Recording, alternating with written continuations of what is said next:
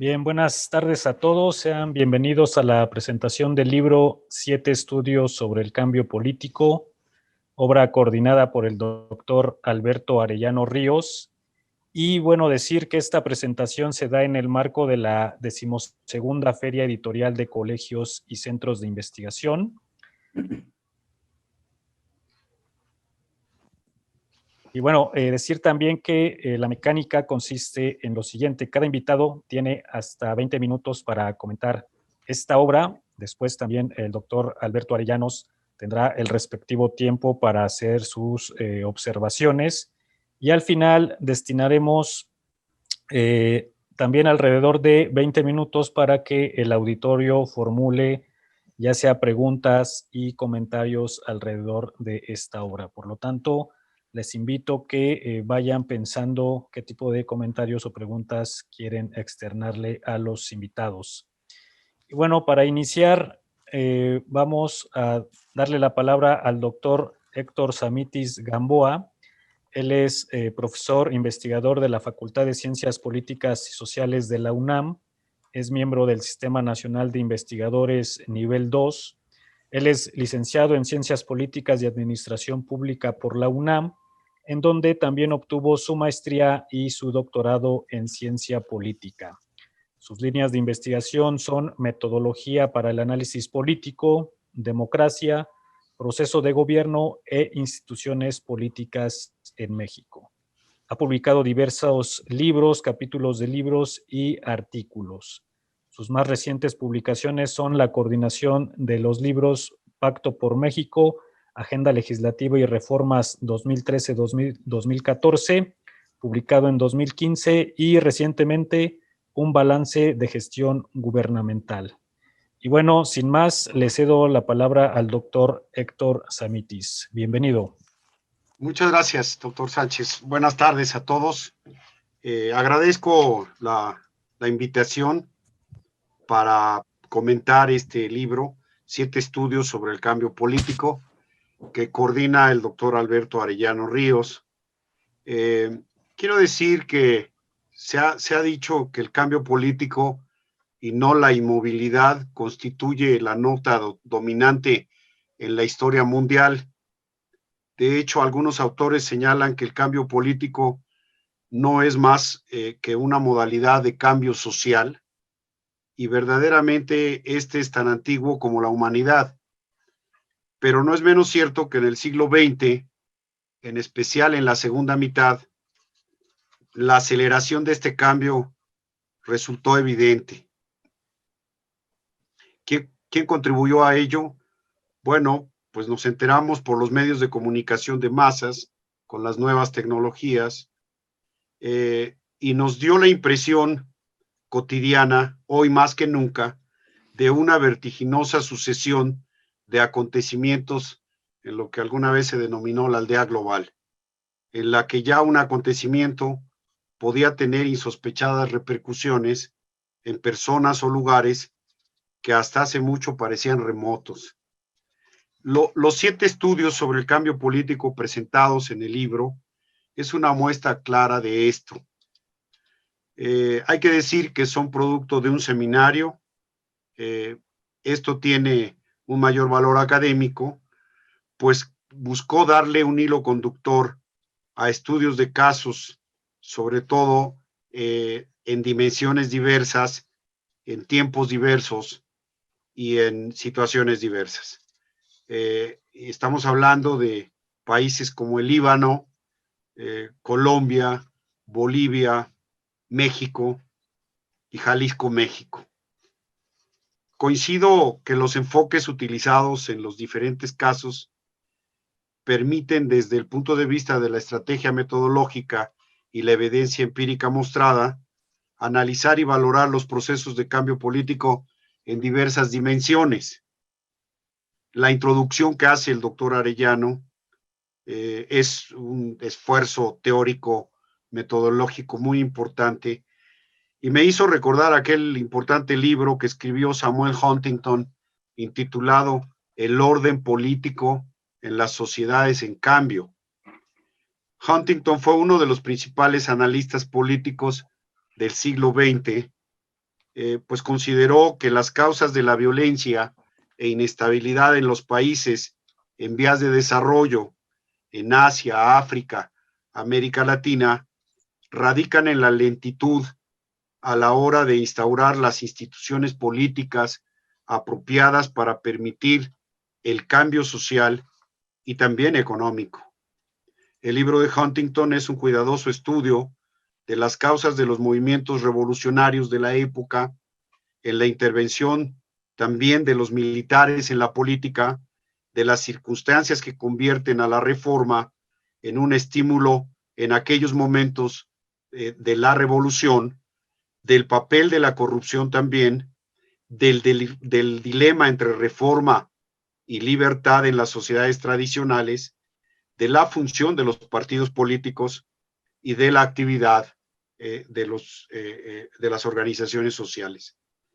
De hecho, lo traigo a la memoria porque presenta una teoría de la modernización política, un planteamiento que se convirtió después en muy importante antes de dar paso al análisis de la política comparativa más importante de los años 80 y 90 del siglo pasado. ¿Por qué traigo como referencia a Huntington?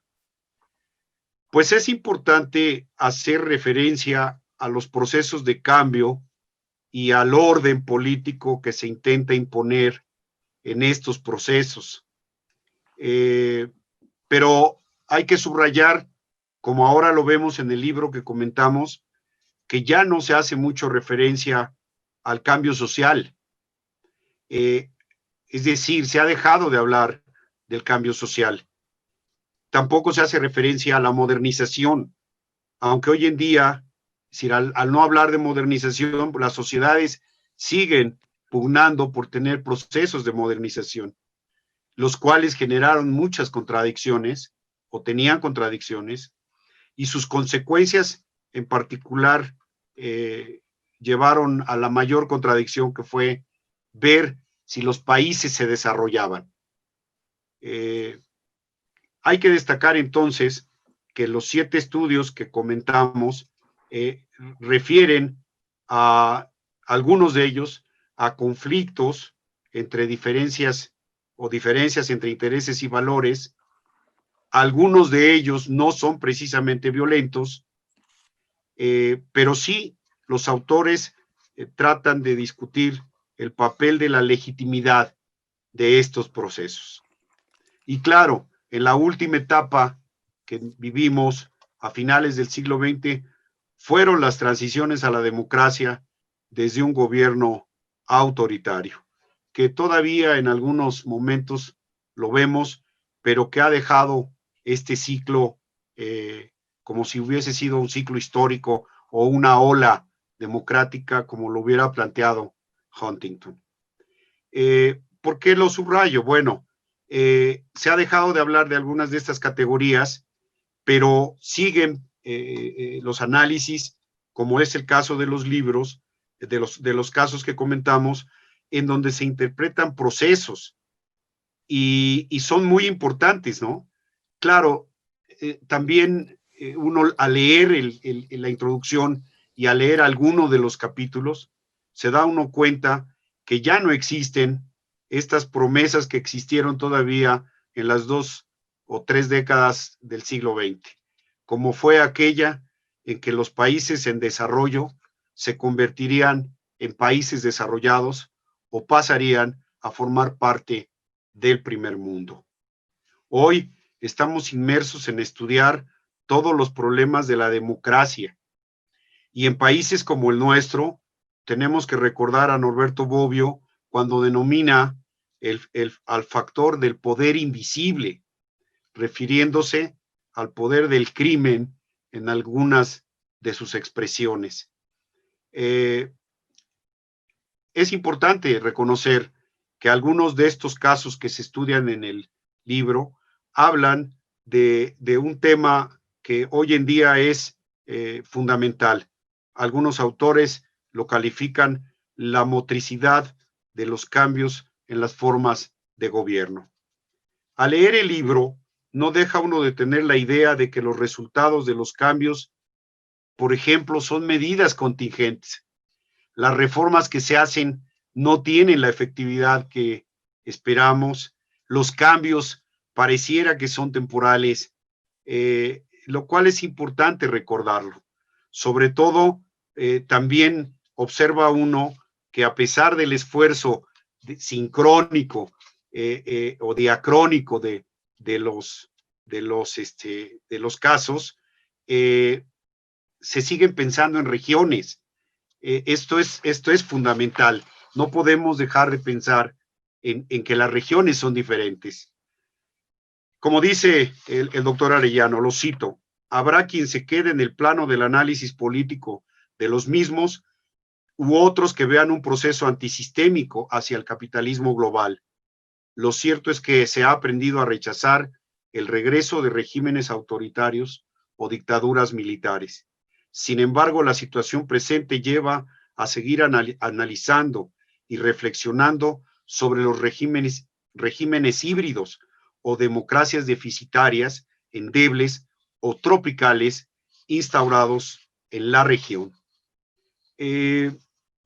Rescato algo que el propio coordinador señala, y es que los 7 casos que escriben los autores, algunos son coautorías, se inscriben disciplinariamente en la ciencia política. Esto me parece a mí relevante de establecer. Sobre todo que hoy en día vemos trabajos de carácter interdisciplinario en muchas investigaciones. Quiero destacar, digamos, por último, la prolífica labor de investigación que se lleva a cabo en el Colegio de Jalisco. No dejo de pensar que ya no es la Ciudad de México y su zona metropolitana la que mayor produce investigaciones en ciencia política. Me parece a mí que, sin duda, a propósito del libro que comentamos, son las universidades del Bajío, de la zona de Jalisco, en esta región, que se han convertido en altamente productivos. Quiero felicitar entonces la presentación de este libro, que se presenta, como señaló nuestro moderador, en el marco de la 12ª Feria Editorial de Colegios y Centros de Investigación. Agradezco la invitación e invito al público que nos escucha a que realmente pueda ver 7 estudios que parecen sin duda muy importantes y que a pesar de sus periodos históricos son fundamentales. No me centro en comentar ninguno, todos ellos tienen un gran valor, algunos los veo como estudios de caso, pero lo más importante es verlos en esa dimensión diversa que tienen, que podrían calificarse como, diría algunos de los viejos profesores, en un nivel macro, otros en un nivel meso y otros en un nivel micro. Muchas gracias. Gracias, doctor Héctor, por sus comentarios. Y bueno, ahora les presento a nuestro segundo invitado, el doctor Fernando Barrientos del Monte. Él es doctor en Ciencia Política por la Universidad de Florencia, maestro en Relaciones Internacionales Europa, América Latina por la Universidad de Bolonia y licenciado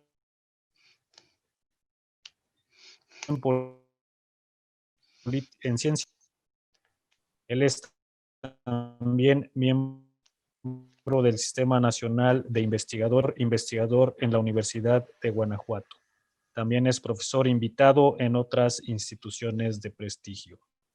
Él es editor responsable de la revista mexicana de diversas publicaciones, entre ellas está Breve Historia de la Ciencia Política en América Latina, que fue publicada en 2014, y recientemente fue editor de la obra colectiva Investigación son política comparada, sistemas políticos comparados, política y elecciones en México y América Latina, entre otras. Y sin más, le cedo la palabra al doctor Fernando Barrientos. Adelante, doctor. ¿Qué tal? Buenas tardes. Espero que se me escuche bien.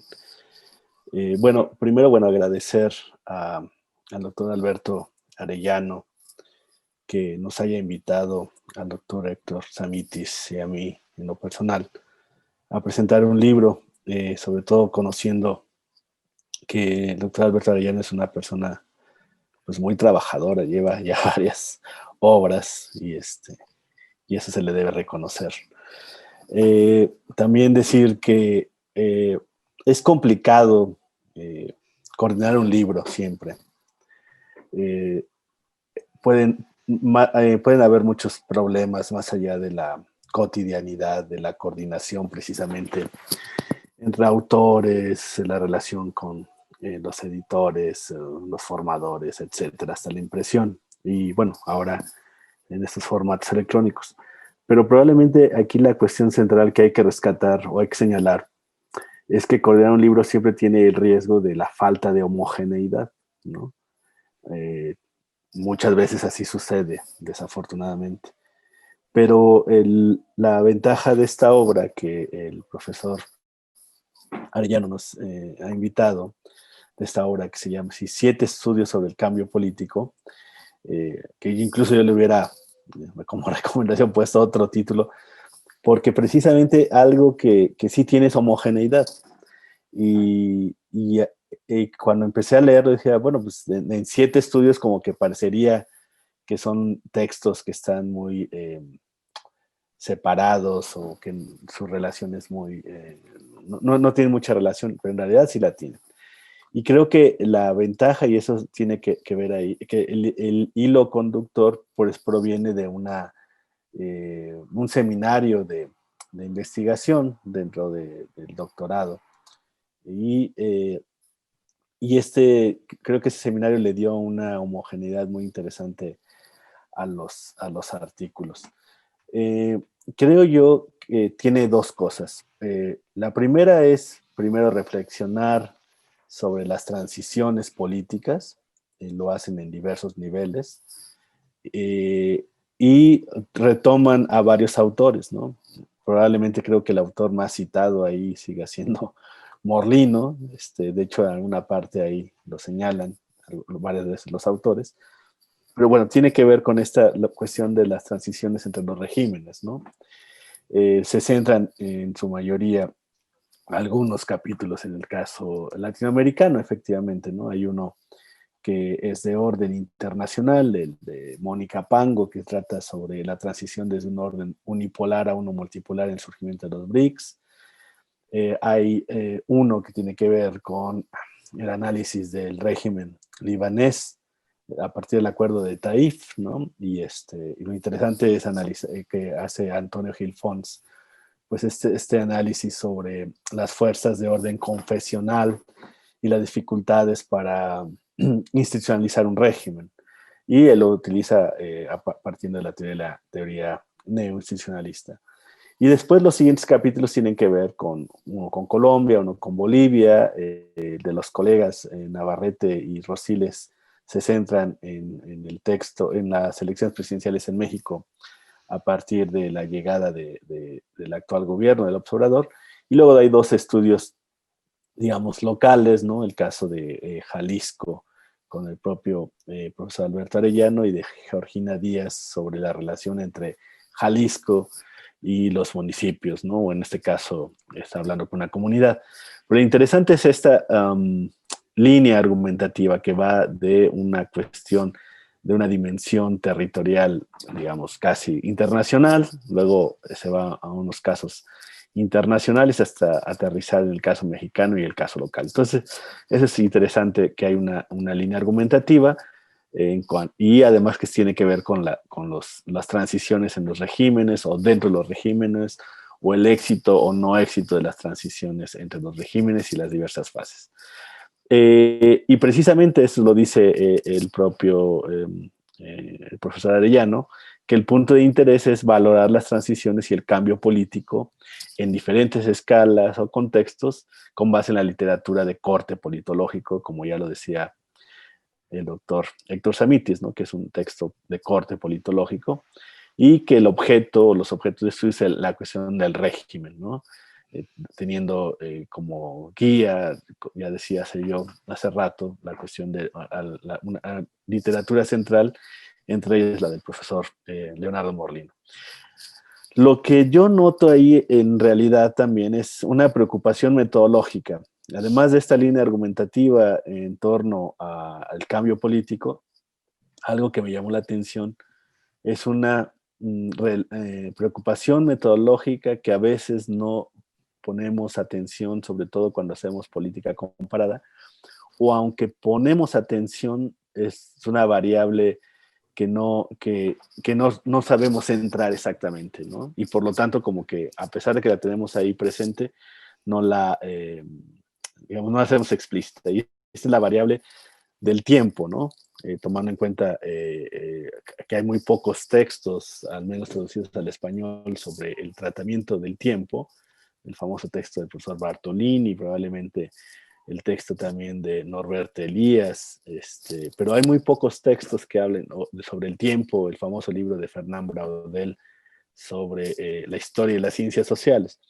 Y aquí es algo que salta, ¿no? Porque en el conjunto de los artículos, de los textos, ¿no? La variable tiempo y el espacio en análisis político siempre es importante, pero pocas veces se pone atención, como decía.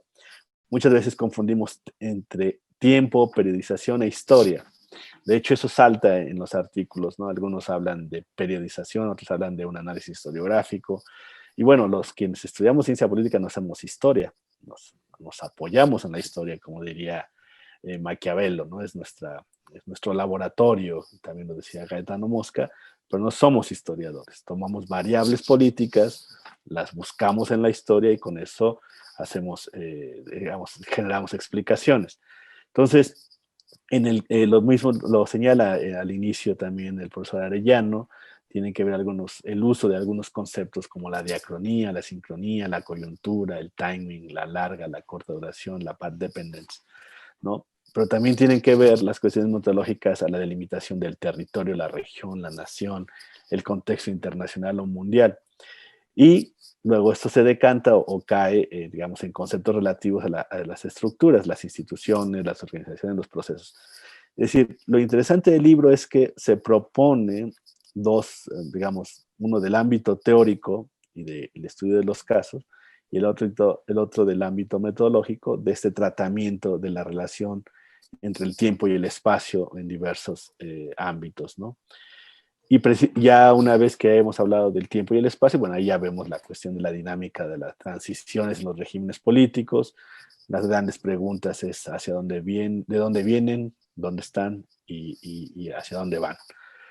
Pero también el libro, los artículos nos abren o nos dejan las preguntas de que cada autora, pues se enfrentaron las cuestiones de cuáles son los criterios para entender el cambio. Entonces, si vemos cada capítulo, algunos toman los criterios para tomar el cambio, algunos son muy, digamos, cuidadosos en no hacer afirmaciones sobre que ya cambiaron las cosas o si han cambiado. El caso del estudio de Colombia es más, digamos, seguro porque el periodo ya terminó. Pero creo yo que el texto en su conjunto nos sigue planteando el problema de la palabra o del concepto transición, ¿no? Porque el concepto transición, por esencia, y ahí es donde quizá yo me salté, pero yo no noté, y sería bueno para una segunda, para el mejoramiento de los textos, en tanto que son avances de tesis de doctorado, muy bien hechos, por cierto, incorporar a Philipp Schmitter u otros, que dice, bueno, transición es cambio de un régimen a otro, y puede ser hacia la democracia, o puede ser hacia el autoritarismo, o hacia el totalitarismo. Pueden ser transiciones en el corto o en el mediano plazo, y hay que ver transiciones en las grandes estructuras así del tipo Fernand Braudel, ¿no? Es decir, hay muchas dudas sobre cuándo empieza y dónde termina una transición. porque el problema de la transición es esa. Por ejemplo, hablando del capítulo de Mónica, ¿no? Apango, no sabemos si estamos en un mundo multipolar o un mundo unipolar, ¿no? O en México estamos o no estamos en democracia. A ver, en el caso mexicano es más simple, ¿no? Si la transición empezó en el 97 y termina en el 2000, la transición duró 3 años. Lo que suceda del 2000 hasta la fecha es un régimen con problemas, etcétera. Pero no podemos estirar el concepto de transición, como se ha querido hacer, pensando que todavía seguimos en transición a la democracia, porque entonces, pues, imagínense un niño, o un adulto, perdón, es un niño en transición. O una persona, o sea, todos estaríamos constantemente en transición. Entonces debemos delimitar. No digo que los autores hayan errado ahí, no. Lo que yo digo es que están poniendo otra vez en la discusión este gran problema de la dimensión metodológica, de la delimitación del tiempo para periodizar. Me voy a centrar solamente en 2 o 3 textos que se me hicieron muy interesantes. Bueno, ya hablaba yo del el texto de Mónica Apango, que tiene que ver con la cuestión del análisis de los regímenes a nivel internacional. Se centra en analizar si Estados Unidos es una potencia unipolar, pero también observa ella, bueno, pues que están estos países de los famosos BRICS, Brasil, Rusia, India y China, que podrían, en determinado momento se señalaba, convertirse en desafiantes de esta gran potencia.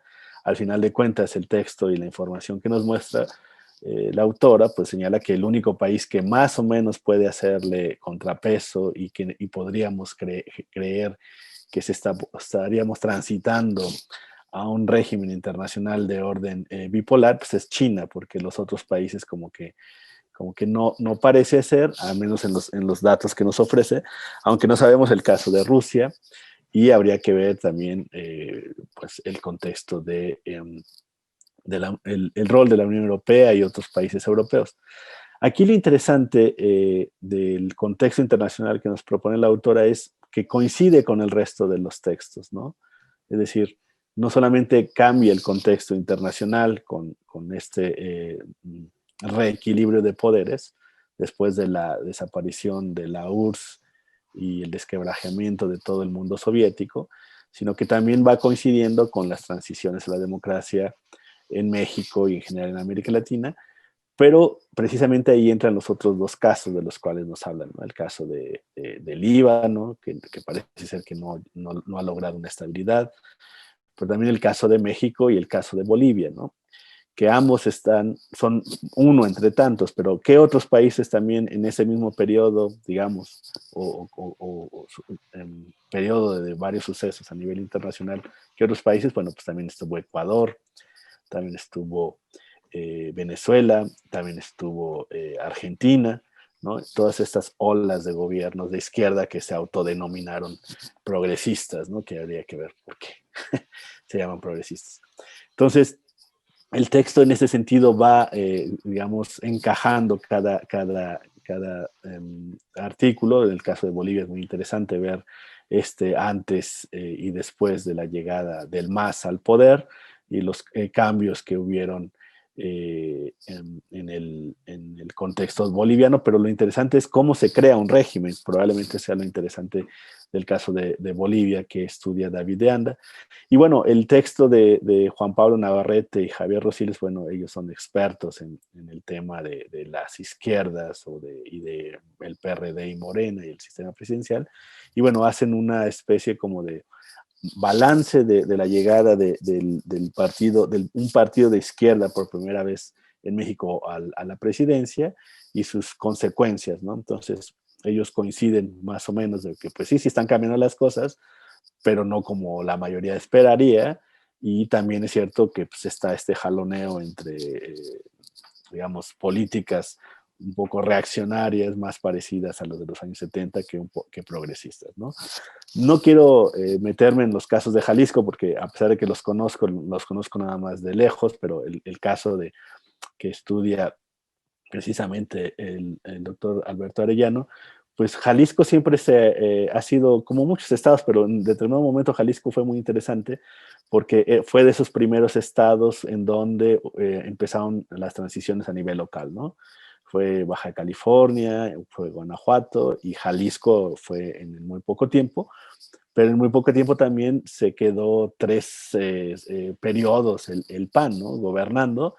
Y es un caso muy interesante porque también se ve cómo un partido llega con mucho impulso, con mucha legitimidad, incluso sí renovó muchas cosas para hacer política, pero después fue, digamos, repitiendo las mismas prácticas, ¿no?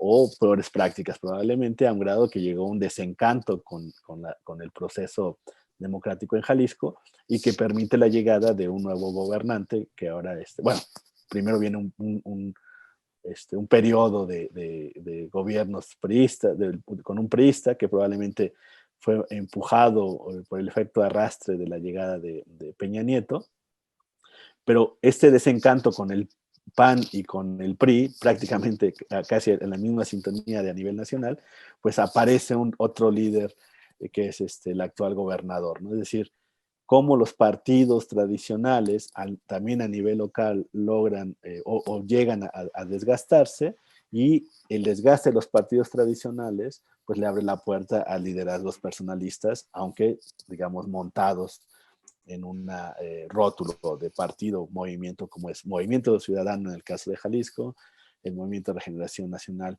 en el caso de México a nivel nacional. Pues yo hasta aquí me quedo. Nuevamente felicitar a los autores, felicitar al coordinador. La verdad, cuando presentamos un libro, pues rara vez se leen todos, pero yo afortunadamente sí pude leer los textos que me interesaron así para la presentación. Ya decía yo, el de Mónica sobre la dimensión internacional, de Antonio Gil Fons aprendí muchísimo, con el texto de los profesores Navarrete Vela y Javier Rosiles Salas, bueno, ya los conocemos, somos amigos y siempre es un placer leerlos. Y bueno, recordar la dimensión local con el texto del profesor Arellano Ríos. La verdad es un texto altamente recomendable, y como decía el profesor Samitis, pues de que la buena ciencia política que se hace en Jalisco, ¿no? Nuevamente felicidades y hasta aquí me quedo. Muchas gracias, doctor Fernando. Y bueno, ahora le doy la palabra al doctor Alberto Arellano. Él es profesor investigador en el Colegio de Jalisco, es miembro del Sistema Nacional de Investigadores y él es doctor en Ciencias Sociales por el CIESAS. Sus líneas de investigación abarcan temas relacionados sobre el cambio político, el análisis político, los gobiernos locales y otras temáticas relacionadas. Es autor de diversos libros, capítulos de libros y artículos de investigación. También es miembro de diversas academias, asociaciones y grupos de investigación, tanto nacionales como internacionales. Y sin más, le cedo la palabra al doctor Alberto Arellano. Adelante, doctor. Muchas gracias, Said, y voy a tomarme la ocasión de dirigirme por sus nombres, porque es bueno y malo, que invitemos a los amigos, colegas, yo lo digo en lo personal, más que compañeros en el ámbito profesional, son mis amigos, y en el transcurso, por la diosa fortuna que allí vaga, coincidimos ya hace varios años, y todo inicia pues con una relación, si ustedes quieren, profesional, y aquello se va convirtiendo en una amistad en el ámbito y en el aspecto humano. Cuando el Colegio de Jalisco, y agradezco la invitación de parte de las autoridades que en este marco de la Feria Editorial nos invitaran a presentar el libro de la Red de Colegios y Centros de Investigación, yo encantado dije que sí, y pensando pues por la temática y por lo que allí se encontraba, y ahorita más bien voy a dar un trazo de lo que, como ustedes saben, a veces en las obras se muestran de manera académica, se intenta o se busca un rigor analítico en diversos planos, pero me interesó a mí en lo personal que compartírselos a ustedes dos, en lo particular por el amor, la profesión, eh, la, la, la filia que le tenemos a la disciplina de la ciencia política, y ustedes saben que a veces ya en lo interno tenemos pues, perspectivas, posiciones, pero precisamente el discutir, historizar, valorar, reflexionar a la ciencia política es lo que nos hizo coincidir hace varios años, ya unos, si mal no recuerdo, 6 años, ¿no? Entonces, lo que yo quisiera, primeramente, bueno, el agradecimiento de mi parte porque se hayan tomado parte del escaso más escaso que es el tiempo, y por lo tanto de que lo hayan valorado. Por lo siguiente, a mí en lo personal, y agradecerles que ustedes ya conocen a los amigos, colegas, compañeros, Juan Pablo Navarrete y Javier Rosiles, que accedieron a participar con un capítulo en un texto que al inicio fue pensado, era un curso doctoral, o sea, y lo tengo que decir, porque ¿qué hay detrás de este esfuerzo? Por una parte, la expertise que tiene el doctor Samitis de la teoría política, tanto como tú, como contigo, Fernando, esta parte del análisis político y discutir los procesos de cambio político en México, el doctor Samitis, y tú que eres experto en política comparada, en el rigor conceptual y metodológico de la disciplina, pues era ponerlo a prueba para que ustedes lo valoraran, digo yo, a partir de esa formación que tengo, pero como usted sabe, a veces también está abierto uno al diálogo interdisciplinario, y cuando uno entra y sale en la disciplina, porque pues, ustedes saben, de formación doctoral soy más bien antropólogo social, pero la formación politológica ya está, y les voy a decir por qué. Precisamente porque el seminario que dio pie a este libro es un curso que voy a volver a impartir en esta generación, el doctorado en ciencia política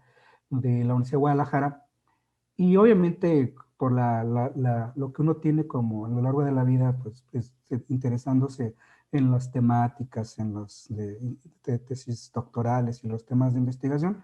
Bueno, la pregunta que yo diría cuando escuchas, primero, de qué trayectorias son, de qué disciplinas vienen y qué es lo que están haciendo, pues cuando yo los escuchaba, decían, pues parecían más, y ese es el debate, por ser importante, parecía entonces en la práctica un doctorado en ciencias políticas o en estudios de otra cosa, ¿no?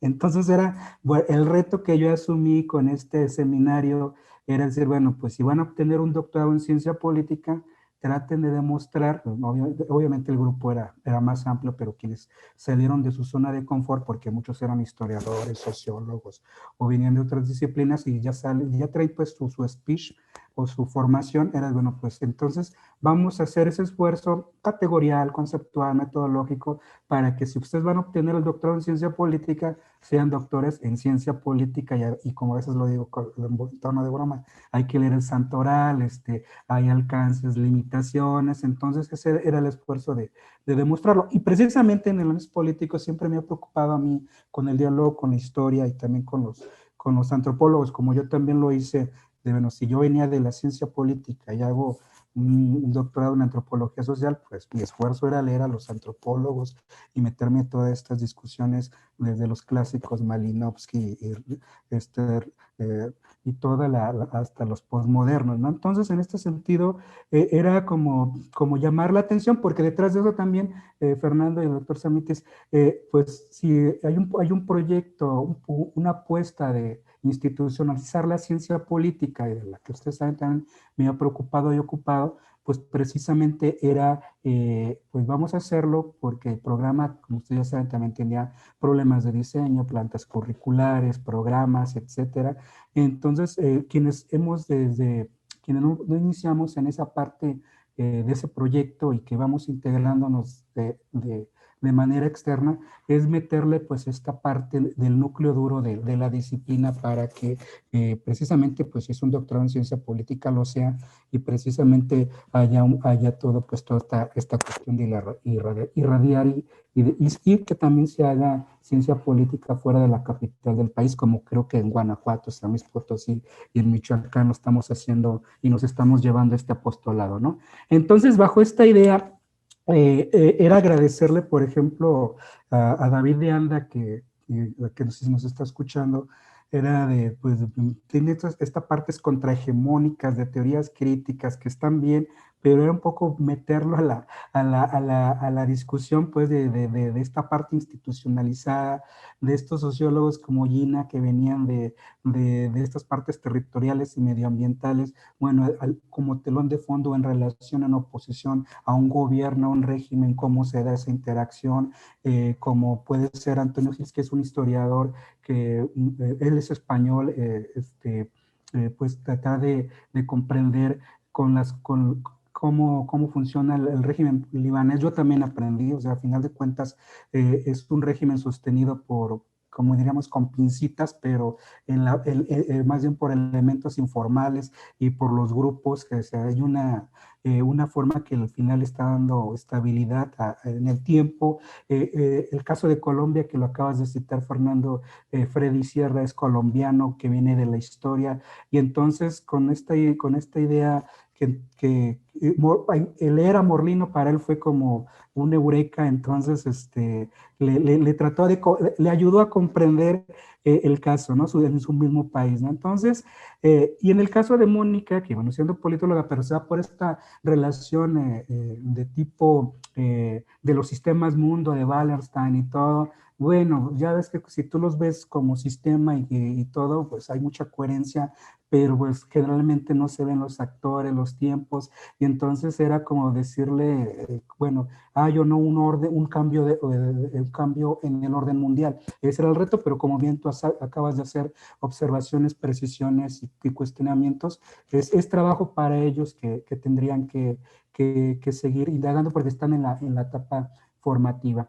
Pero era lo importante de meterlos a esta inquietud, no se diga de nuestros queridos amigos Juan Pablo y Javier, que traen toda una línea de investigación en el término de estudiar a Morena, los partidos de izquierda y ahora el gobierno de Andrés Manuel López Obrador. Pero lo que a mí me llevo como inquietud, y yo no me gustaría extenderme mucho porque lo que he escrito ahí está, era y abierto pues a la crítica y al debate, porque el curso también me sirvió a mí regresar a estas temáticas que en lo personal me interesan desde la jaliscología, ¿no? Desde mis estudios micro, me ayudó también para volverme a actualizar y precisamente con muchísimas lecturas ahorita que las que estoy retomando, fichando, para tratar de comprender una situación presente y como bien dices, es un debate, a mí siempre me ha preocupado esta relación entre estructuras, procesos, coyuntura, las cuestiones del tiempo y el espacio, que es una cuestión que implica un orden de índole metodológico y ya desde el punto de vista teórico en el ámbito y conceptual y de la precisión que la ciencia política creo que en ese aspecto es lo que a veces yo trato de vender, trata de ser que, si no lo logra pues, pero creo que es de las disciplinas que intenta ser muy precisa porque como dice Sartori, las categorías son nuestros contenedores de datos, ¿no? Eso es lo que a veces trato de transmitir con los alumnos del doctorado en ciencia política. Y entonces, ahorita leer conceptos en una hora que acabo de terminar y espero que vea la luz muy breve, pero teniendo como caso a Jalisco, tiene que ver con esta variedad de tantos conceptos, a diferencia de una teoría clásica que incluso pues, tú recientemente acabas de comentar o de estar al tanto del concepto de erosión de la democracia, de autoritarismos competitivos, de autoritarismo selecto. Todo este listado lo que está haciendo más bien es un debate muy interesante. Yo creo, no sé, ante la compleja difícil situación de que precisamente los cambios ahora son vividos desde el punto de vista del sujeto, que son muy acelerados, ¿no? Entonces yo creo que al final, con esto, y cierro, como bien decía el doctor Héctor Samites, al final el cambio político, aunque sean teorías de la modernización, suena o no, volver a releer a Samuel Huntington me lleva a sostener que en el caso de Jalisco hay algunas ideas que todavía son importantes y que los mayores cambios, siguiendo a Morlino, en el régimen político están en la comunidad política que lo sostiene, y por eso aquí hay un voto reflexivo de castigo, gobiernos yuxtapuestos, fragmentación institucional, y entonces el electorado de Jalisco ya no es de derecha, se cargó al centro según algunos estudios de encuestas. O sea, eso es como que a veces, no, por estar también enfrascados en la parte institucional del régimen o de las estructuras de autoridad, es ver estos procesos que tarde o temprano, como bien dices, si vamos a valorar la travesía del régimen democrático, ante muchísimos focos amarillos, creo que los cambios en estos 30 años o 40 años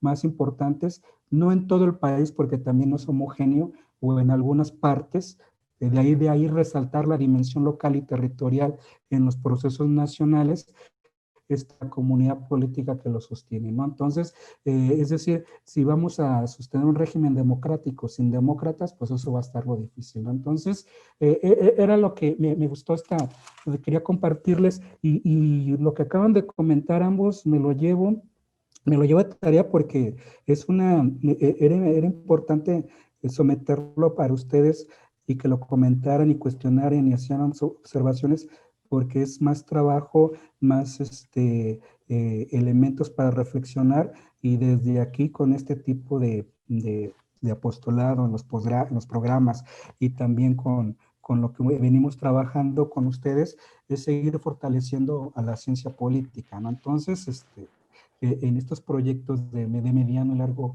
alcance, y pues allí está, y les agradezco la verdad parte de su tiempo, y tomo nota de lo que acaban de comentar, y de las observaciones que hicieron para en próximos trabajos seguir reflexionando al respecto.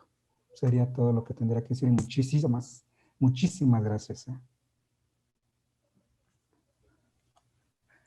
Gracias, doctor Alberto. Bueno, aquí Javier Rosiles manda un saludo a los invitados y, bueno, felicita al doctor Alberto por esta coordinación de esta obra. Supongo que varios de los asistentes virtuales pues van a estar animados para leerla, para consultarla.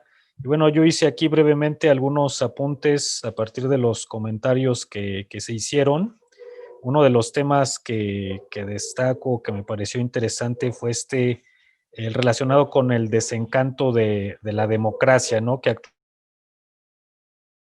actualmente, o ya desde algunos años, se está viviendo, que en un primer momento era el objetivo lograr realizar elecciones libres, periódicas y competitivas. Sin embargo, parece que poco se ha logrado más allá de esta base esencial, ¿no? Es decir, no es que uno eche de menos o demerite este importante objetivo que en su momento fue difícil lograr, pero ahora parece que el problema ya no es tanto el acceso al poder, sino la forma en que se está ejerciendo.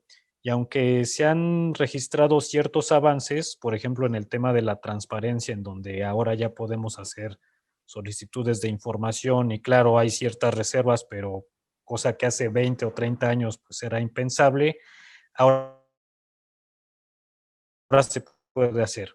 Sin embargo, parece que el ejercicio del poder ha sido abusivo, ha sido opaco y en ocasiones hasta al margen de la ley. Entonces yo les preguntaría a los invitados o a ti también, Alberto, bueno, tendría para ustedes dos preguntas, ¿no? ¿Qué balance podemos hacer sobre el ejercicio del poder por parte del gobierno federal, por un lado?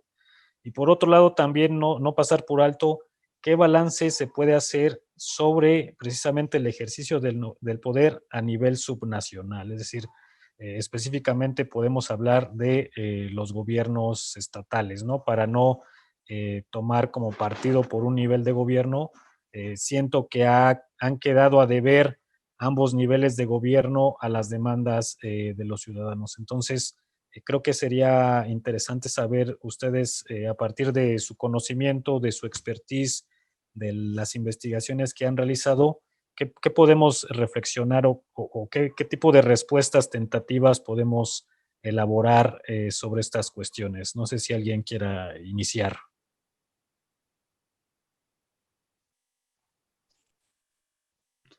Doctor Barrientos. Yo, bueno, no, creí que que el profesor Samitis iba a hacer la observación. No, creo yo que voy a hacer una breve respuesta, no a toda la pregunta, para dejarle a los colegas más otras observaciones. Voy a regresar a lo que yo decía en la presentación. Uno de los problemas que tenemos metodológicos en la ciencia política es la delimitación temporal. Y en el libro también podemos verlo, y para darle respuesta también vas a ir, que para el caso mexicano, pero como para otros, esta lógica de cuándo empieza la democracia y si las elecciones son el punto nodal con el cual decimos que un país ya está democratizado y si las elecciones son suficientes para decirlo, etcétera, pues es una pregunta que sigue abierta. Lo que sí sabemos en la ciencia política es que para que exista democracia deben haber elecciones, ¿no? O sea, es una condición sine qua non. Pero no significa que sea la única condición suficiente. Es una condición necesaria, más no suficiente. Para que una democracia funcione, se necesita, además de elecciones libres y correctas, pues que existan canales de participación, que existan libertades, que exista competencia en varios niveles, pero también es uno de los temas que precisamente creo yo que en eso nos estamos ocupando ahora, y me parece que está bien, tiene que ver con pues que no existan graves desigualdades. Existe una literatura en la ciencia política y en la política económica muy extensa que inició con Seymour, Martin, Lipset, al menos en el ámbito de la ciencia política, pero ya venía con las teorías del desarrollo también desarrollándose o estudiándose, que tiene que ver con que ninguna democracia es estable si tiene grandes desigualdades sociales, ¿no? Es decir, se vale la desigualdad intelectual, se vale incluso la desigualdad educativa, pero no las desigualdades relacionadas con el ingreso, ¿no? Y con el trabajo. Ahí, en todas esas sociedades que no resuelven esos problemas, tarde o temprano esas democracias van a ser inestables, si acaso son democracias. La otra cuestión es que creo yo que para el caso mexicano y también quizá para el caso a nivel subnacional, incluido Jalisco, es que nuestros diseños institucionales no los hemos modificado de manera profunda, al menos para el caso mexicano y algunos otros países como Argentina, y donde se ha modificado no han resuelto los problemas, ¿no? Porque nos hemos ido con la idea de que si modificamos los arreglos institucionales, con eso estamos resolviendo un problema. Ya lo vimos en Venezuela, ya lo vimos en Ecuador, ya lo vimos en Bolivia, pero no han resuelto totalmente los problemas. Ahora lo están haciendo en Chile, ¿no? Por ejemplo. Y en el caso mexicano, cuando no hemos modificado también nuestro arreglo institucional. ¿Y a qué voy?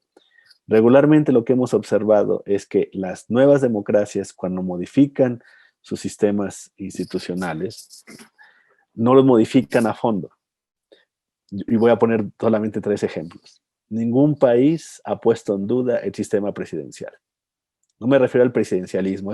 Nosotros confundimos sistema presidencial o presidencialismo con la forma de ejercer el poder. Yo me refiero a las reglas de un sistema político, como es el presidencialismo, donde hay separación de poderes, donde hay un Congreso que puede ser bicameral o unicameral, hay elecciones periódicas, etc. Nadie lo pone en duda. De hecho, al contrario, lo que buscan es que exista reelección,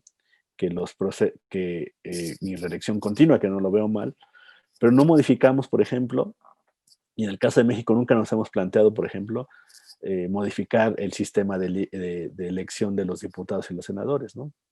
Las listas son cerradas, no conocemos otro sistema de votación que no sea listas cerradas, que le da demasiado poder a los partidos políticos existentes. Y además, cada vez hemos hecho que la competencia sea cada vez más rígida. Cada vez que hay un nuevo actor, le ponemos más taras para ingresar. Y si no, veamos lo que sucedió con los partidos que no obtuvieron registro, ¿no? En las democracias más estables, un partido, una asociación que desee competir por un cargo, no tiene que andarle pidiendo permiso a un organismo electoral y a un tribunal especializado. Pues te organizas y si la gente te da los votos, pues obtienes escaños, y si no, pues no, es que no te quieren, es que no representas nada. Y al contrario, nosotros no nos hemos cuestionado eso. De hecho, al contrario, lo vemos bien. Entonces, no nos cuestionamos el sistema presidencial, no nos cuestionamos el sistema de representación, y la solución que damos a los problemas que derivan de no cuestionarnos el sistema institucional y que hacen deficiente nuestra democracia es poner parches, yo le llamo así, ¿no? Introducimos mecanismos de democracia participativa que funcionan muy poco, por así decirlo, como el ejemplo más claro son dos. Las candidaturas independientes, que generaron al inicio, pues mucha atención, pero que ya nos dimos cuenta que no funcionaron, porque es muy caro competir. O los mecanismos de democracia participativa como el presupuesto participativo, que solamente funciona, pero les dan un recurso muy bajo. Y los mecanismos, por ejemplo, el plebiscito y el referéndum, operan solamente cuando una autoridad superior las pone a funcionar, ¿no? Para no poner ejemplos en específico, ya sabemos cuáles. Es decir, no es la sociedad la que se activa, no, la que activa los mecanismos democráticos. Y cuando los activa, son mecanismos que son muy complicados de operar. Entonces, yo creo que eso tiene que ver mucho con nuestras deficiencias en las transiciones hacia nuestra democracia, tanto a nivel nacional como local. Gracias, doctor Fernando. Doctor Héctor. Bueno, yo quisiera un poco reflexionar, quizás un poquito más atrás de lo que ha planteado el doctor Barrientos, sobre todo en una perspectiva histórica de cambio político, que me parece a mí que es importante hacerlo para poder tener respuestas en relación a lo que vive nuestro país actualmente. Recordemos, nos gobernó un partido 71 años. Claro, durante este largo periodo nunca dejó de haber elecciones y hubo una renovación, digamos, de los poderes y hubo una renovación de las representaciones, cuando menos de los grupos que participaban. Parafraseando a Huntington, a mí me llamó mucho la atención, por ejemplo, que él dijera que nosotros estábamos en un sistema de partido único. Y de hecho hay una investigación que él realizó donde nos compara con Turquía, creo que también con Japón, y claro, después llegó Giovanni Sartori y calificó al sistema político partidista como un sistema hegemónico pragmático. Yo creo que el haber salido de esta época nos metió tarde a la experiencia política. Yo siempre he pensado que, y lo digo de manera tal vez en una generalización, que América Latina tiene más experiencia democrática o determinados países de América Latina tienen mucho más experiencia democrática que nosotros.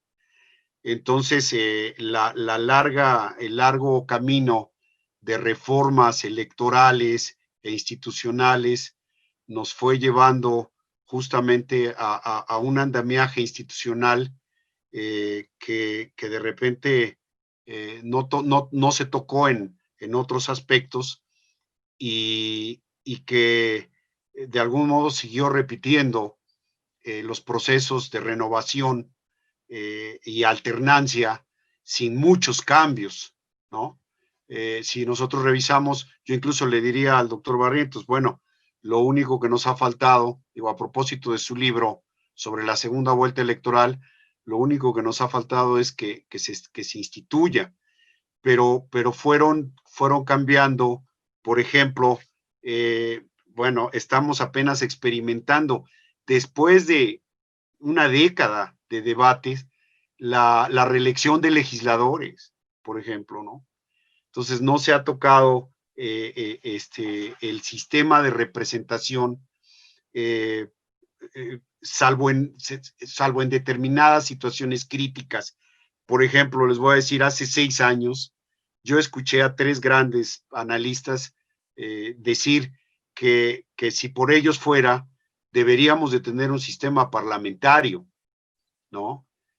Por ejemplo, así una propuesta de esa naturaleza, para modificar el comportamiento de los actores, ¿no? Pero después de esto era una preferencia personal de ellos, ¿no? Decir, deberíamos de tener un sistema parlamentario para que la gente estuviera más cerca de las decisiones. Pero claro, no tenemos una cultura parlamentaria. Entonces tenemos una cultura presidencial que, al debilitarse la presidencia, pasó el poder a otros centros de poder, como fueron los gobernadores o como fueron los propios partidos políticos. Y vinieron las candidaturas independientes, y en efecto, hoy en día alguien que ha competido en una candidatura independiente le dice que en broma es más fácil obtener el registro de un partido político que de una candidatura independiente. Y así se han venido pasando las fases, ¿no? Digamos, de los cambios que hemos tenido. Por ejemplo, no ha habido una sola experiencia de consulta popular.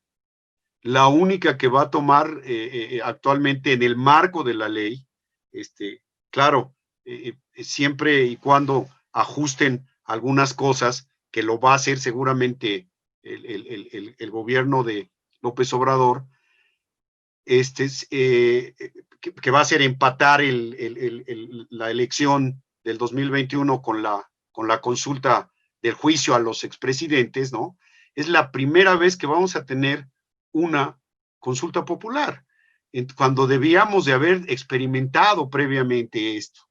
Entonces hay muchas cosas que se empezaron a discutir en el proceso de consolidación, por ejemplo, que yo le diría a mis colegas, tampoco nunca se cumplió como lo señalaban la teoría de la transición, ¿no?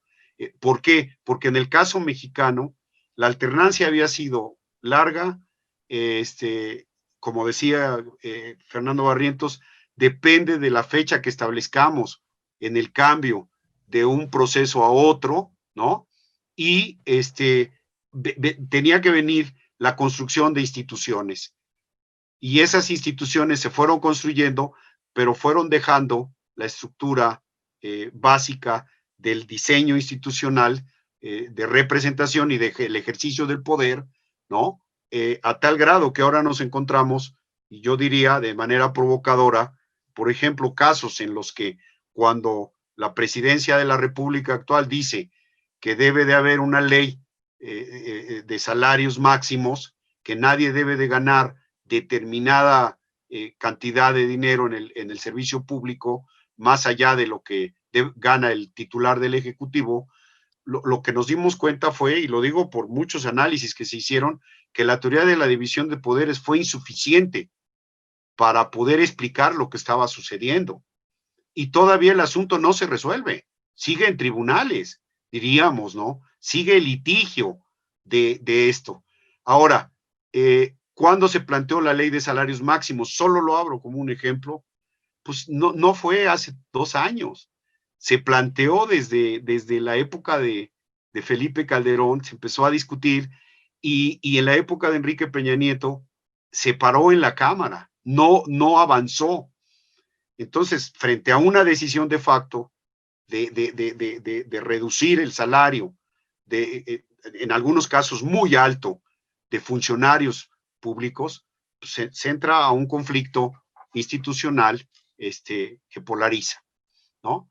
Entonces, yo lo que diría es, el caso mexicano debe verse como una democracia tardía, ¿no? Algunos le han llamado incipiente, etcétera, etcétera, ¿no? Y que nosotros tenemos que seguirla discutiendo y seguirla construyendo. El asunto es que no es fácil, también los procesos agotan, sobre todo estamos en pleno siglo XX y a nivel mundial, en efecto, las democracias entraron en recesión. Yo siento que México va en la contraola de lo que pasó, por ejemplo, en Latinoamérica, ¿no? Y en otros países europeos o asiáticos. Entonces, pero además con una carga fundamental que es el problema del cambio social, de la injusticia y de la desigualdad social, ¿no? Que hoy se agudiza con la pandemia. Entonces, sí debe de seguirse discutiendo el asunto de mejorar las condiciones de acceso al poder y del propio ejercicio. La sorpresa de haber tenido una mayoría de votos de un partido con un líder, pues ahora nos metió en un problema en el que se está revisando muchísimas cosas que ya se habían previsto, pero que no se enfrentaron, porque las reformas eran insuficientes. Es decir, alguna vez, concluyo, les llamó Soledad Loaesa reformas posibles más que deseables. Entonces, debe de haber un trabajo a fondo en el que se siga revisando el diseño institucional. No sé si el contexto actual lo permita. Muchas gracias. Gracias, doctor Héctor. Doctor Alberto, ¿un comentario al respecto? Bueno, yo tendría que, pues más que una respuesta, una reflexión y obviamente cuando precisamente ahora el título y lo que estamos platicando tiene que ver con el cambio y como decía Fernando, que es una cuestión de lo que está metodológicamente la relación tiempo y espacio, precisamente en términos de magnitud, de escala, pues tendremos que precisar a qué tipo de cambio nos referimos, ¿no? Pues porque yo a veces hago la metáfora de que fuese como una especie de cebolla, bueno, de las partes de una cebolla sobre el núcleo, porque tiene que ver con esta cuestión de la diacronía y la sincronía. Entre los cambios cortitos, pequeños, son el cambio organizacional, viene el cambio institucional, el cambio político, viene el cambio social, viene el cambio cultural, o sea, tiene que ver con esa del acontecimiento, la corta, la larga, la gran larga duración, y nos lleva, como bien citó Fernando, al texto clásico o a las ideas clásicas de Fernando. Y en ese sentido, yo tendría que reflexionar de lo que acaban de señalar. Es cierto, para que la democracia necesita del voto y sin ella pues no puede ser una democracia. Entra la parte ya cualitativa en el sentido de valorar que una cosa es acceder al poder y otra cosa es ejercer el poder. Y entonces viene una serie de variables que nos vuelve a nuestro problema de origen en la ciencia política, de esa vieja discusión entre diseños institucionales y prácticas políticas, ¿no? Yo acabo de comentar el martes pasado un texto en el que, con otras palabras, que es de José Luis Méndez, pero que desde el punto de vista, como señalaba el doctor Samitis, de que el cambio político como una manifestación del cambio social que son todavía más largos y con una visión, si ustedes quieren, de mayor larga duración que tiene que ver con la cultura, y a veces con las reflexiones del estudio del derecho que tiene que ver con las políticas públicas, las instituciones, aquella vieja idea en el derecho novohispano que tiene sus raíces medievales, del derecho burocrático notarial, de la cátese pero no se cumpla. O sea, es decir, cuando yo veo temas de electorales, veo temas de transparencia, veo temas de diversas cosas, como decían, lo que impera en la cultura política, acotando el concepto, pudiera ser que somos una sociedad basada en la desconfianza, ¿no? O sea, y entonces lo que hay es el gandallismo, por decirlo así coloquialmente, y emergen el caudillismo, los líderes fuertes, y yo creo que, bueno, aunque el poder se fragmente, pues cualquiera que se sube a un ladrillo es un amblito, y AMLO pues es la expresión de lo que somos culturalmente, ¿no?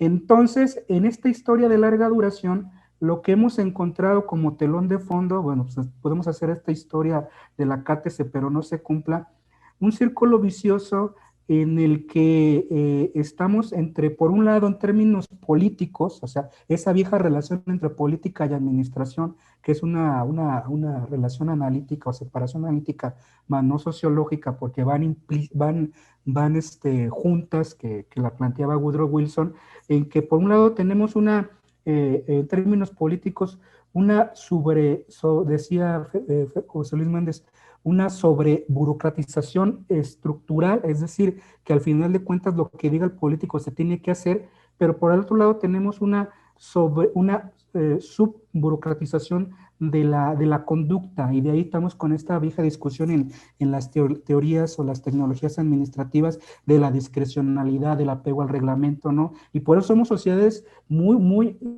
reglamentadas, o sea, ¿no? En términos de la administración pública, de la función pública, desde el burócrata hasta el tomador de decisiones, se siente incómodo cuando no hay un reglamento, ¿no? Entonces, y nos lleva pues a las cuestiones tanto de las prácticas y que para mí es como el telón de fondo, y esa es la tensión de ese círculo vicioso de que por un lado sí somos muy dados a que la política es un elemento importante para solucionar problemas, pero por el otro lado tenemos una sobreburocratización, una reglamentitis que al final de cuentas pues va creando todas esas contradicciones y paradojas, y tan solo basta ver los mamostrotes de reglamentos en términos electorales como en términos de rendición de cuentas, y es para el acátese, pero no se cumpla. Seguimos siendo los países más corruptos, seguimos siendo de los países más opacos, seguimos siendo de los países en términos de prácticas más que no se cumple la voluntad popular, y eso es como que a mí como que pudiera ser como el telón de fondo en una perspectiva, como le decían, un tanto más sociocultural, y precisan, pero ha habido cambios, como bien señalaba el doctor Samites, de que íbamos en un proceso de fragmentar el poder, de crear pesos y contrapesos, pero pues llega un entorno coyuntural y es echar atrás lo que se viene construyendo, pero eso pudiera tener una explicación de lo que contense, pues por otros elementos más de tipo en la vía de las prácticas, ¿no? Porque es a mí lo que me llama mucho la atención, y yo con eso concluyo, más que con una respuesta, es una reflexión, y el desencanto que tenemos con la democracia lo señalaba José Waldberg en ese ensayo, pues porque vimos que la democracia es que lo vimos como un sombrero de mago que nos iba a resolver los problemas, y pues ya vimos que la parte del ejercicio de la eficacia del sistema político pues simplemente no está funcionando, y a lo mejor también es una crítica y un cuestionamiento de la ciencia política, de que no hay que ver ya todo contar votos y cómo se accede al poder, sino ver realmente cómo se ejerce el poder, y realmente cómo se convierten los regímenes más eficaces para realmente tratar pues de que no haya una heterogeneidad estructural de un Estado complejo en un entorno de subdesarrollo en diversos ámbitos, ¿no? Entonces, con esto intentaría como dar y líneas de reflexión a la pregunta que planteabas, Said. Gracias, doctor Alberto. Y bueno, ya que se mencionó por ahí a la actual administración, precisamente el doctor Juan Pablo Navarrete, bueno, les manda saludos y una felicitación, y formula la siguiente pregunta: ¿cuál es su opinión sobre el discurso del cambio de régimen de la 4T? No sé si doctor Fernando quiera iniciar con esta pregunta que nos manda el doctor Juan Pablo Navarrete. Bien, voy a ser breve. Yo creo que alguna vez escribí algo así muy breve que decía: que los gobiernos no escriben la historia, pero sí pueden creer que la están escribiendo, ¿no? Entonces es un uso, el uso político de estos eslogans, pues es muy común, ¿no? Y es muy eficiente muchas veces. No es el primer gobierno que trata de asumir que está cambiando la historia, ¿no? Bueno, de hacer creer que está cambiando la historia. Lo está haciendo con una frase muy, muy pegajosa, ¿no? De hecho, los periodistas e incluso muchos analistas se lo han interiorizado, ¿no? Asimilado. Ya no se refieren al gobierno del observador, sino que se refieren al gobierno de la 4T, ¿no? Como si realmente estuviese pasando algo, que a mí me sorprende, porque entonces significa que hemos perdido la capacidad de raciocinio. En realidad no está cambiando nada. O sea, es un gobierno más que tiene políticas públicas muy diferenciadas, ¿no? A estas alturas, muy ineficientes, creo yo, pero no es un cambio de régimen desde el punto de vista. ¿Y por qué creo yo que no es un cambio de régimen? Porque los cambios de régimen tienen que ver no solamente con un cambio de gobierno, ¿no? O sea, lo que estamos viendo es un cambio de gobierno dentro de una forma de gobierno, ¿no? Pero para que cambiara el régimen tendría que cambiar precisamente muchas reglas. Probablemente el diagnóstico que trata de hacer este gobierno, encabezado por un líder carismático, es que sus políticas deben ser lo suficientemente diferentes como para que puedan significar un cambio de régimen. Sin embargo, creo yo que el problema está en que esas políticas no son novedosas. De hecho, ni siquiera están acordes con el contexto mundial y las preocupaciones mundiales, ¿no? Lo que sabemos es muy claro, es la cuestión, para no meter tantos temas, es la cuestión del calentamiento global, la ecología, los derechos humanos, lo que decía el doctor Arellano, el Estado de Derecho. Y ninguna de estas condiciones o de estas áreas se están profundizando. Simplemente lo único que está cambiando es el sistema de distribución de lo que el Estado puede dar, ¿no? Entonces, creo yo que ese es un problema. No creo, para sintetizar, el discurso de cambio de régimen ha sido muy eficiente, pero ha sido eficiente en otros gobiernos y en otros países cuando quienes están gobernando quieren que este eslogan, digamos, los identifique. En esa parte creo que ha sido muy exitoso, ¿no? Tiene una estrategia de comunicación muy clara, muy precisa, y pues como decían los clásicos de la comunicación política, o sea, das una idea simple y va a ser más fácil que la gente la atrape, aunque sea una mentira, ¿no? Como decía Tocqueville, ¿no? Tocqueville decía eso, es más fácil que la gente se crea una mentira porque es muy simple a una verdad porque sea compleja. Y esto es muy claro para responderle a Juan Pablo, ¿no? La 4T es una idea muy simple, pero es una mentira, pero como es muy simple, pues es muy aceptada. Cuando venga realmente un cambio de régimen, como creo yo que lo hicimos a partir de la transición a la democracia, es muy complejo explicar eso, pero como es complejo la gente no se lo cree. Ahí me quedo yo. Doctor Héctor. Bueno, yo creo que el actual gobierno es un gobierno que tiene, es un gobierno contradictorio, no porque no sea congruente en sus políticas. Me refiero, es un gobierno que esas contradicciones que tiene no son tan fáciles de identificar, tanto en el discurso como en la práctica. No me refiero la complejidad de que es para analizarse contradictorio, no quiere decir que no sea congruente en sus lineamientos. Entonces, a partir de esto mi sugerencia ha sido, y eso es lo que yo he tratado de hacer, estudiarlo en distintos ámbitos. Incluso yo diría, el otro día vi un texto del doctor Javier Rosiles que me llamó mucho la atención porque ya se convierte él en un primer académico que empieza a trabajar en forma sistemática a ver ¿qué ha modificado la 64 legislatura? ¿Qué cambios hay en el Congreso? Entonces uno puede medir los cambios en términos de las transformaciones de lo que discursivamente podría decirse el cambio de régimen, cuando uno se mete a ver la agenda legislativa y los cambios. Entonces, los cambios son muy diversos, no van enfocados a un cambio. Por ejemplo, si decimos cambio de régimen político, no hay muchas modificaciones en el orden constitucional que modifique el diseño. Sí hay una serie de transformaciones, y lo podemos ver en el último año, y a pesar, frente a la crisis que se ha generado de la pandemia, en la Cámara se ha retomado pues, con mayor celeridad, después del receso obligado que se tuvo y que se sigue teniendo porque las condiciones son adversas. Vean ustedes los cambios que se han dado, ¿no? Ahorita en este momento está la discusión del outsourcing, ¿no? Y salimos del gran debate que llevó semanas sobre los fideicomisos. Y así sucesivamente, si nos vamos hacia atrás, vamos viendo qué cambios, cuáles han sido los grandes debates.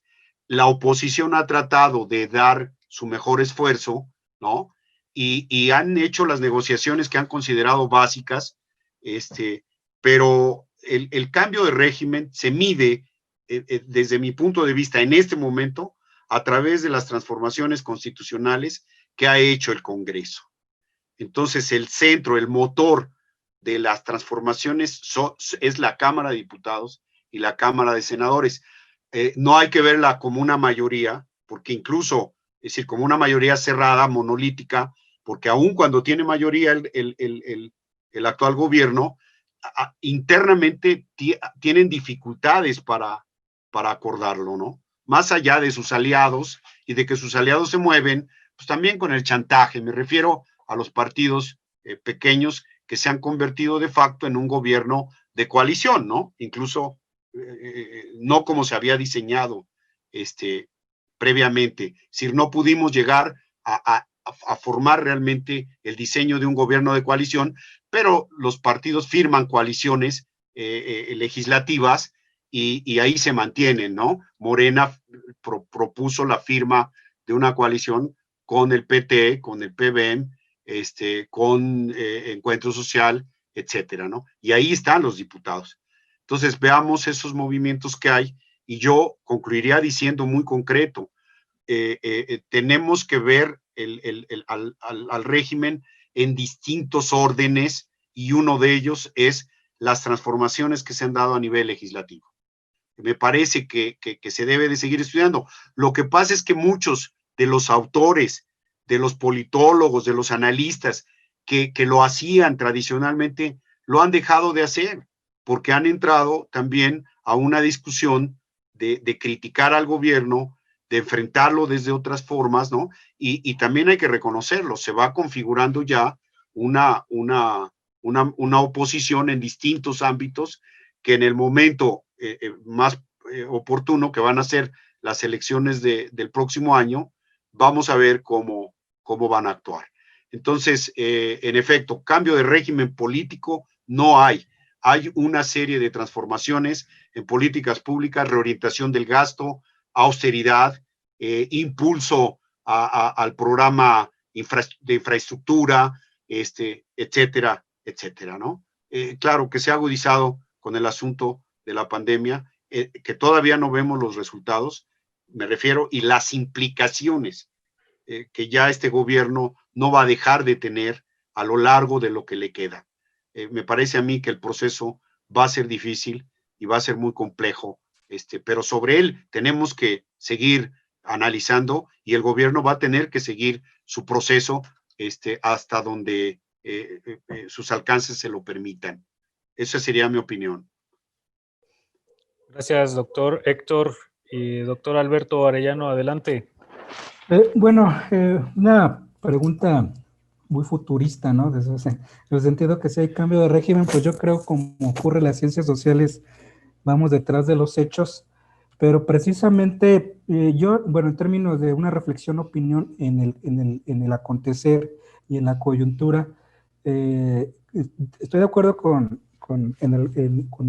Fernando y con el doctor Samitis en dos cuestiones. La primera, precisamente que la idea esta de incluso como dicen la 4T y no es el gobierno de Andrés Manuel López Obrador, pues precisamente ese es el poder que tiene incluso para los estudiosos de la comunicación y el fenómeno o el espacio de la opinión pública, ese gran discurso alegórico y precisamente no tener en cuenta ahora que estamos viendo procesos que incluso ya sea para historiadores políticos o historiadores en 50, 60 años, que vayan viendo pues precisamente los ritmos, los tiempos, porque precisamente la independencia no es homogénea, dentro de ahí hay 4 fases, o sea, recuerdan nuestras clases con estudiosos de este periodo, fueron 10 años también de contradicciones al interior, la reforma no se diga, la revolución también, entonces, bajo esa idea, yo creo que eso es ser cautos,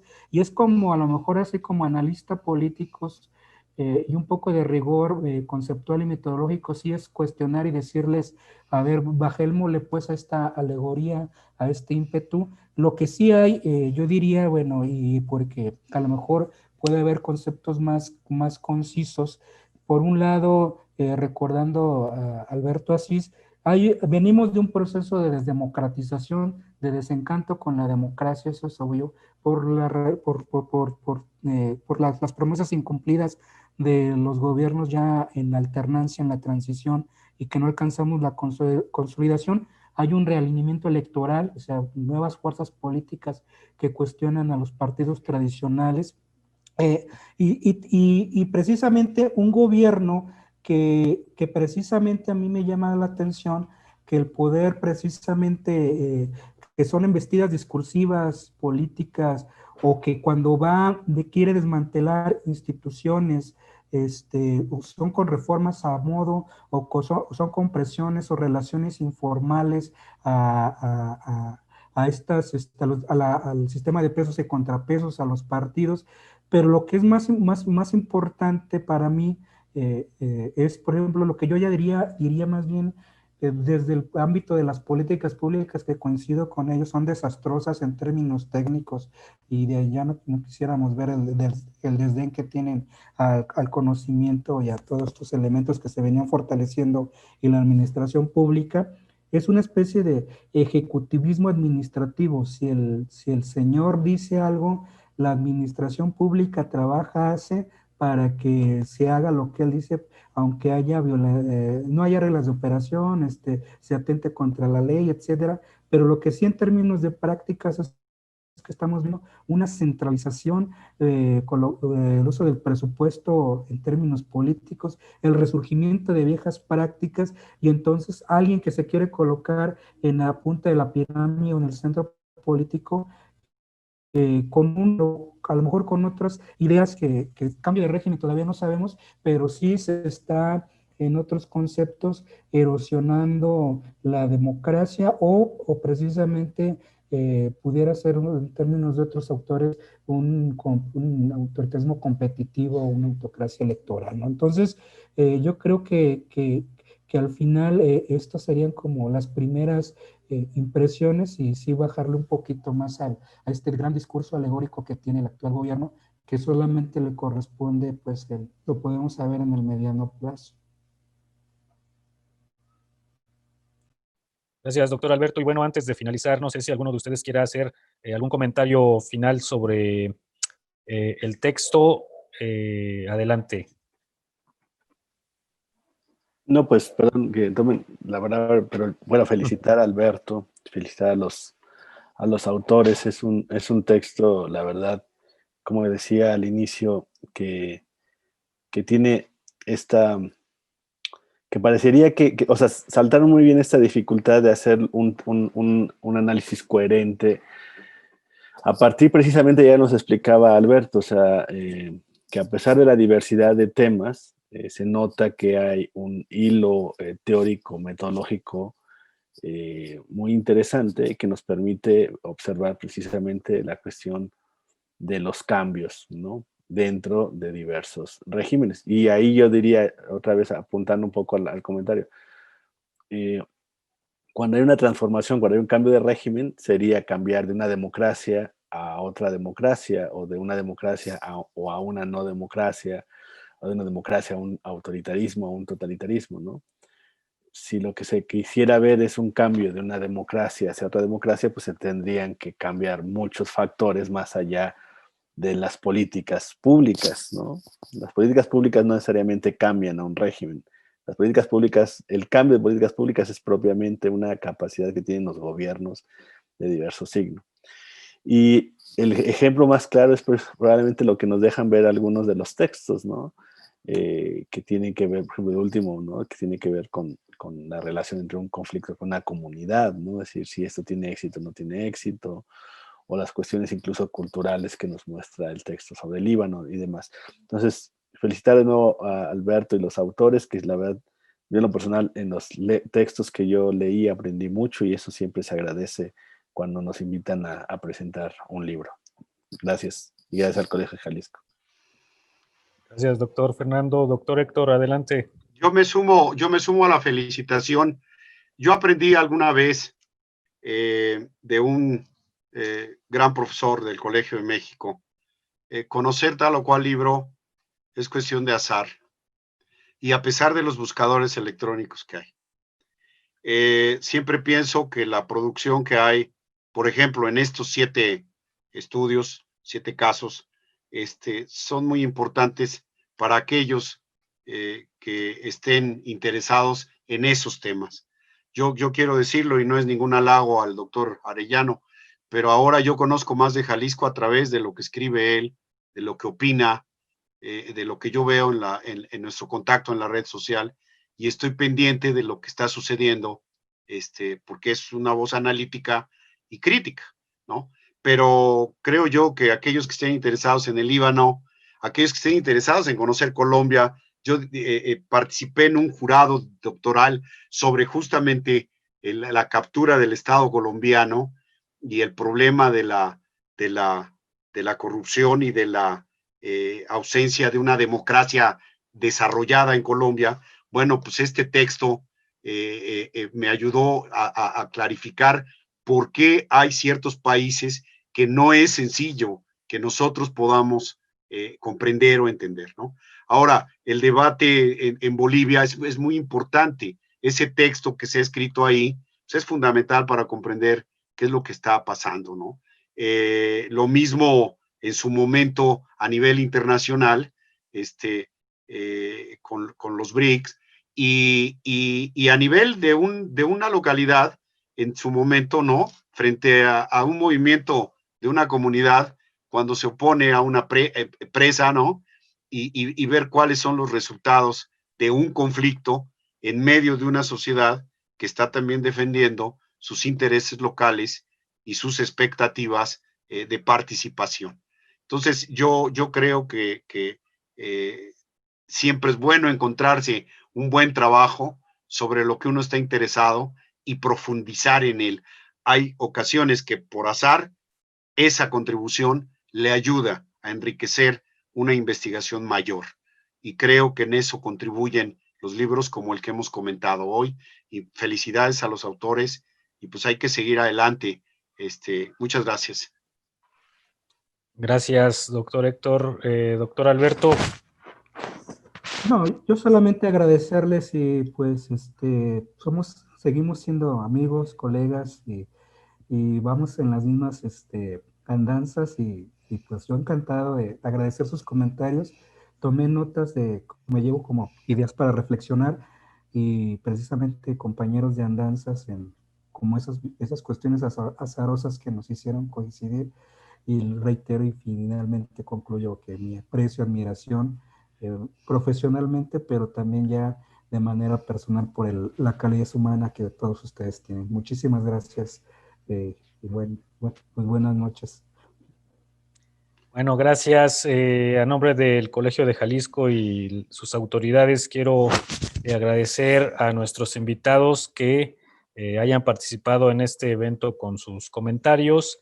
Y bueno, decirle a quienes nos siguen virtualmente que este y otras presentaciones que se han hecho a lo largo de la semana, pues van a ser subidas al canal de YouTube del Colegio de Jalisco.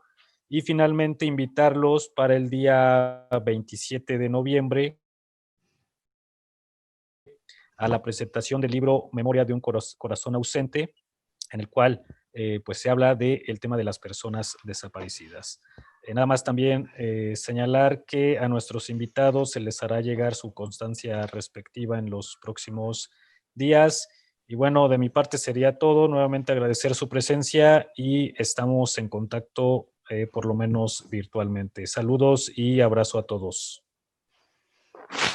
Hasta luego. Muchas gracias, doctor Sánchez. Muy amable por su conducción.